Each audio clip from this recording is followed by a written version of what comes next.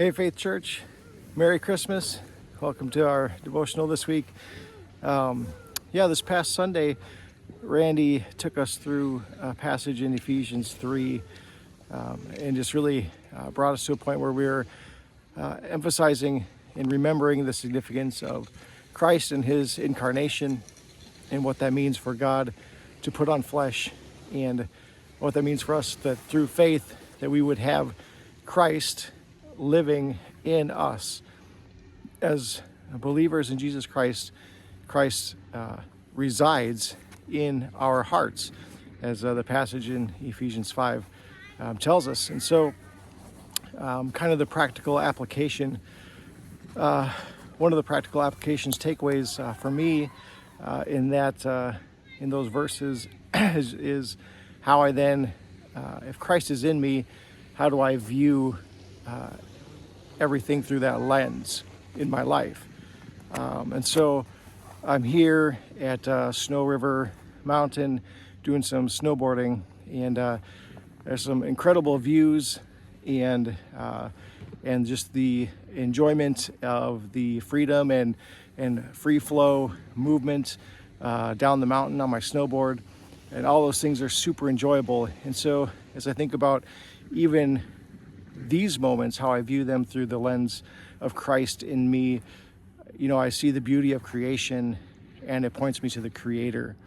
It points me not to worship the creation, but to worship the Creator.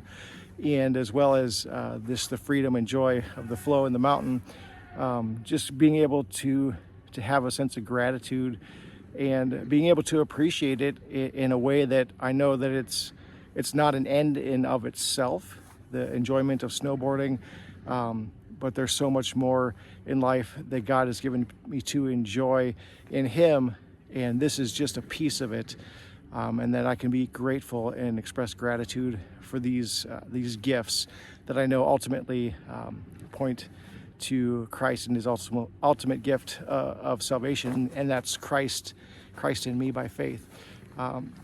And so these things might be a little easier circumstances in life to look at and to see through the lens of Jesus in me. There's definitely much more difficult things that we face, struggles, hardships, temptations that when we practice looking at through the lens of Christ, we grow and we become more and more like Christ.